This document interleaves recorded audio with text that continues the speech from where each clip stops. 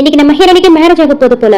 So wedding ஹால்ல ரொம்ப ஆசையா தான் 3 வருஷமா ரொம்ப சின்சியரா லவ் பண்ண தன்னுடைய பாய் ஃப்ரெண்ட் வருவான் தான் அவனுக்காக ரொம்ப ஆவலா வெயிட் பண்ணிட்டு இருக்கா. இதுக்கு முன்னாடி அவன் கூட அந்த மொமெண்ட்ஸ் எல்லாம் நினைச்சு பாத்துக்கிட்டே அவனுக்காக வெயிட் பண்ணிட்டு இருக்கும்போது அங்க குரூம் இன்வைட் பண்ணிட்டாங்க.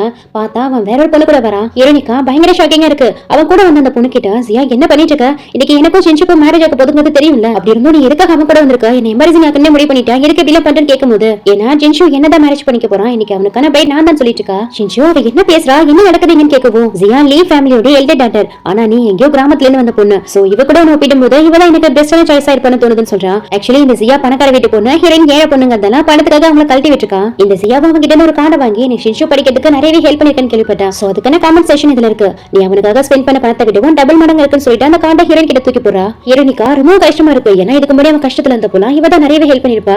ஏன் சொல்லப்போனா அவனுக்கு ஃபீஸ் கூட கட்ட முடியாம இருந்தப்போ கூட அவ படிக்கணுங்கிறதுக்காக இவதான் பார்ட் டைம் ஜாப்லாம் பார்த்தா அவங்க கிட்ட பணம் கொடுத்து ஃபீஸ் கட்ட சொல்லிருப்பா.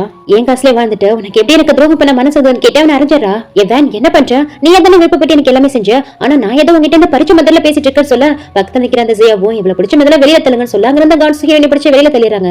ரொம்ப ஃபீல் பண்ணிக்கிட்டே நடந்து வந்துட்டு இருக்கா. ஏன்னா இதுக்கு முன்னாடி அந்த தற்கொலைக்கு ஃபீஸ் கட்ட கூட வழி இல்லாம இவளுடைய பிளட் கூட வித்துதான் அவனுக்காக ஃபீஸ் கட்டிருப்பா. ஆனா இப்போ பணக்காரே கிடைச்சதோ என்ன கழட்டி விட்டுட்டானே, ஒரு சிறப்பு தூக்கி போற மாதிரி தூக்கி போட்டானேன்னு சொல்லிட்டு புலம்பிக்கிட்டே வந்துட்டு இருக்கா. அப்ப அந்த பக்கமா தான் நம்ம டிராமாடி ஹீரோ ஷாங்க் ஒரு பிசினஸ் மீட்டிங்காக கார்ல வந்துட்டு இருக்கான். அவன் ஹீரோனை பார்த்துட்டு இவரான்னு சொல்லிட்டு காரை ஸ்டாப் பண்ண சொல்றான். ஆக்சுவலி நம்ம ஹீரோ பாத்தீங்கன்னா ஒரு பெரிய பிசினஸ் மேன். ஒரு நாள் ஒரு முக்கியமான மீட்டிங் அட்டெண்ட் பண்ண போகும்போது பயங்கரமா அங்க டிராபிக் ஜாம் ஆயிருக்கும். அந்நேரம் பார்த்து ஹீரோயின் வர ஸ்கூட்டில வந்திருப்பா. அவகிட்ட போயிட்டு அவசரமா போய் ஆகணுங்கிறதால என்னுடைய காரை நீ வச்சு கோடி வண்டி என்கிட்ட கூட சொல்லி கேட்டிருப்பான். அவ இதோடய அவனை திட்டிருப்பா. ஆனா அவருடைய அசிஸ்டன்ட் தான் ஒரு முக்கியமான மீட்டிங் எங்க பாஸ் அட்டெண்ட் பண்ண போகணும்னு நிலைமை எடுத்து சொல்லவும் ஹீரோயினும் இட்ஸ் ஓகே பா வேணா என் கூட வாங்க நான் உங்களை டிராப் பண்ணேன்னு சொல்லிட்டு ஹீரோவை கூட்டிட்டு போயிருப்பா.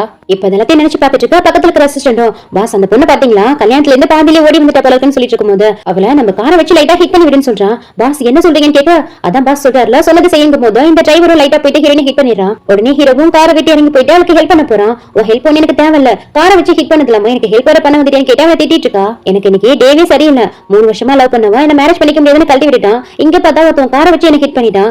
என்னதான் டைம்னு சொல்லி புலம்பிட்டு இருக்கா. அதை பத்தி எல்லாம் ஹீரோ காதலே வாங்கலாம். அவளை அப்படியே தூக்கிட்டு காருக்கு வந்துடுறான். நெக்ஸ்ட் சீன்ல பார்த்தா ஹாஸ்பிட்டல் தான் காமிக்கிறாங்க. ஹீரோயினுடைய கால்ல லைட்டா ஃபிராக்சர் விழுந்திருக்கான். அதனால 15 நாளைக்கு பெட் ரெஸ்ட் எடுக்கணும்னு சொல்லிடுறாங்க. ஹீரோ தான் பக்கத்துல உட்கார்ந்திருக்கான். நேத்து ஆக்சிடென்ட் நடந்தது தெரியாம நடந்துச்சு. சோ நீ என்ன கேடல நான் தரேன், உனக்கான காம்பன்சேஷன் எதுவா இருந்தாலும் கேளுன்னு சொல்லிட்டு இருக்கான். அதுக்கு ஹீரோயினும் பரவாயில்ல நீங்க என்ன வேணும்னேவா காரை வச்சு ஹிட் பண்ணீங்க, காம்பன்சேஷன்லாம் எதுவும் கொடுக்க வேணாம்னு சொல்றா. இல்ல நான் ஏதாவது உங்களுக்கு பண்ணி ஆகணும், பேசாம நான் உங்களை மேரேஜ் பண்ணிக்கிறேன், என்ன மேரேஜ் பண்ணிக்கிறீங்களான்னு கேக்குறான். என்ன காம்பன்சேஷனுக்காக மேரேஜ் பண்ணிக்க போறீங்கன்னு கேட்டா அவனுக்கு பயங்கர ஷாக்கிங்கா இருக்கு. என்னாலதான் உங்களுக்கு இந்த மாதிரி ஆயிடுச்சு, சோ நான் அதுக்கு காம்பன்சேஷனா உங்களை மேரேஜ் பண்ணிக்கிறேன்னு சொல்றான். ஒரு நிமிஷம் இருங்க, என்னோட பேர் உங்களுக்கு எப்படி தெரியும், அது மட்டும் இல்லாம நான் இதுக்காக உங்களை மேரேஜ் பண்ணிக்கணும்னு கேக்குறா. என்ன நான் ரொம்ப இலகிய மனசு சொல்லுவேன், என்னால யாராவது கஷ்டப்பட்டா கண்டிப்பா அதை என்னால தாங்கிக்க முடியாதுன்னு சொல்லி அவளை மேரேஜ் பண்ணிக்கிறேன்னு ரெஜிஸ்டர் ஆபீஸே கூட்டிட்டு வந்துடுறான். அவளால சரியா நடக்க கூட முடியல. இவனே தான் அவளை தூக்கிட்டு போறான். அடுத்து கொஞ்ச நேரத்துல 2 பேருக்கும் மேரேஜ் ஆயிடுச்சுன்னு சொல்லி 2 பேருடைய மேரேஜ் சர்டிபிகேட்டையும் கொடுக்குறாங்க.